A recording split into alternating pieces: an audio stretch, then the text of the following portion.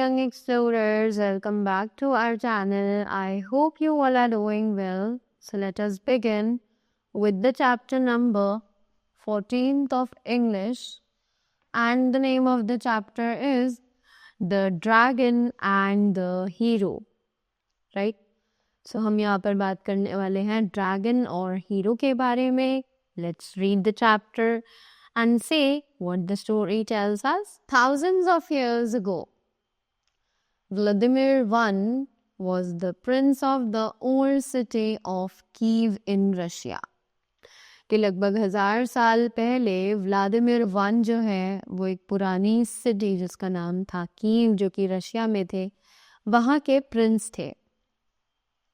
One day he held a great feast. एक दिन उन्होंने बहुत ही अच्छा खाना खाया.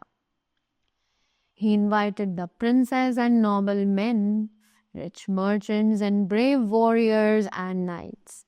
उन्होंने बहुत सारे princes, noble men, rich merchants इन सभी को invite किया था. On the night of the feast, Prince Vladimir and his guests sat together at a long table in the big hall. और डिनर की रात पे प्रिंस व्लादिमीर जो थे उनके गेस्ट सभी एक बड़े से हॉल में एक बड़ी सी टेबल पर खाना खाने के लिए एक साथ बैठे. The guests talked and cracked jokes to make laugh each other. तो गेस्ट जो थे वो सभी आपस में बात कर रहे थे, जोक सुना रहे थे ताकि सब एक दूसरे को हंसा सके. Suddenly a dragon burst into the hall. और अचानक से उस हॉल में एक ड्रैगन आ जाता है. He walked to the table and pushed himself between Prince Vladimir and his wife, Princess Aprakashya. Right? तो अब जो वो ड्रैगन था वो चलकर टेबल पर आया और उसने अपने आप को प्रिंस व्लादिमीर और उनकी वाइफ प्रिंसेस अप्रकश्या के बीच में फिट कर लिया. The dragon was twice as tall as a man, with teeth like spikes and claws like knives.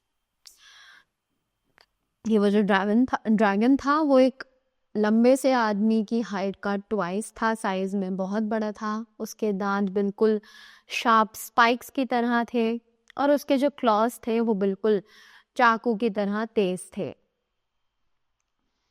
When he opened his mouth, flames shot forth and black smoke curled up out of his nostrils. कि जब उसने अपना मुंह खोला तो उसके मुंह से फ्लेम्स यानी कि आग आने लगी and black smoke curled up out of his nostrils और उसकी nostrils में से black smoke निकलने लगा. Everyone was too frightened to say a word. सभी लोग बहुत ज़्यादा डरे हुए थे, एक भी वर्ड उन्हें नहीं कहा जा रहा था. Everyone, that is, except the hero Alyosha Popovich.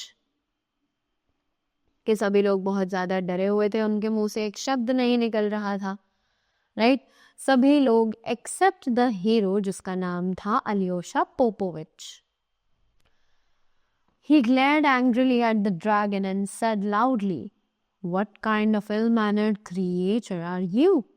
उसने गुस्से में ड्रैगन को घूरा और उससे जोर से बोला कि तुम किस तरीके के बदतमीज जानवर हो. Right? The dragon did not reply. Dragon ने कोई जवाब पलट कर नहीं दिया. He took the whole pie from the platter and swallowed it whole. उसने प्लेटर में से पूरी की पूरी पाई उठाई और वो पूरी की पूरी निगल गया. Then he drank all the wine of a large flagon. उसके बाद वो लार्ज फ्लैगन की पूरी की पूरी वाइन गटक गया. लार्ज फ्लैगन यानी big container. What a glutton, yelled the hero. You have no more manners than an unsmell.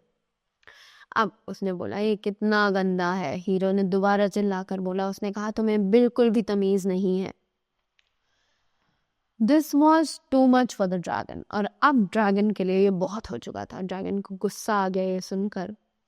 He sprang to his feet. Will you come outside and fight me?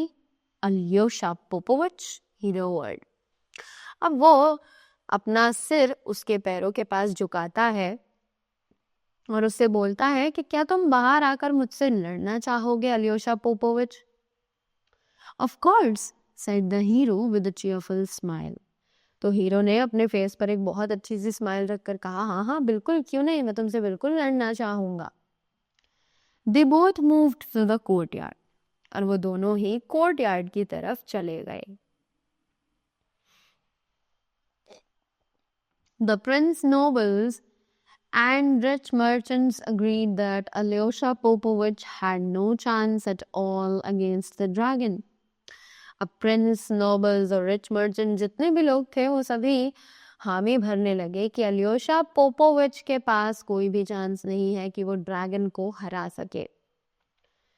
They began to make bets among themselves as to how long it would take to the dragon to finish off the hero. कि वो दोनों आपस में शर्त लगाने लगे as to how long it would take to the dragon to finish off the hero, कि dragon को कितना टाइम लगेगा उस हीरो को खत्म करने में. Well, Alyosha Popovich, how would you like to die? asked the dragon with a dreadful smile. उस ड्रैगन ने अपने मुंह पर एक बहुत ही ड्रेडफुल स्माइल रखी और उससे पूछा हीरो से कि अलियोशा पोपोविच, तो तुम कैसे मरना पसंद करोगे? Shall I chew you to bits with my spike-like teeth?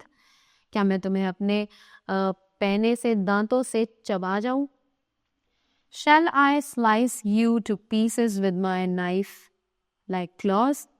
क्या मैं तुम्हें अपने चाकू जैसे पंजों से जकड़ लूं, राइट, मैं तुम्हारे पीसेस कर दूं? Shall I roast you to a cinder with my fiery breath? या फिर मैं तुम्हें आग से सेक दूं अपनी फायर की एक फूंक से.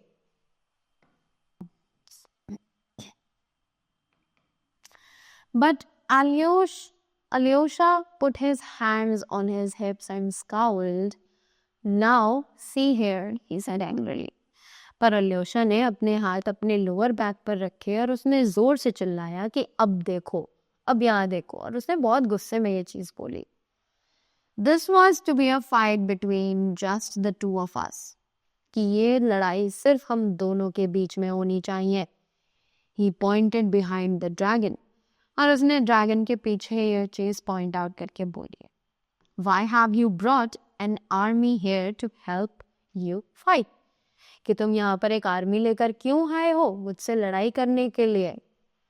Dragons are not very clever, but heroes are. Dragons जो है वो इतने ज़्यादा समझदार नहीं होते हैं, बट हीरोज होते हैं. The dragon turned to see what Alyosha was pointing at. Dragon पीछे मुड़ा देखने के लिए कि अलियोशा आखिर किस आर्मी की बात कर रहा है. Quick as a finger snap, Alyosha drew his sword and cut off the dragon's head. जैसे ही ड्रैगन ने पीछे मुड़ के देखा, अलियोशा ने जल्दी से अपनी स्वॉर्ड से ड्रैगन के हेड को काट दिया. Right? So that was all about the chapter. I hope you all got the story and you all are clear with the things. So that was all from my side.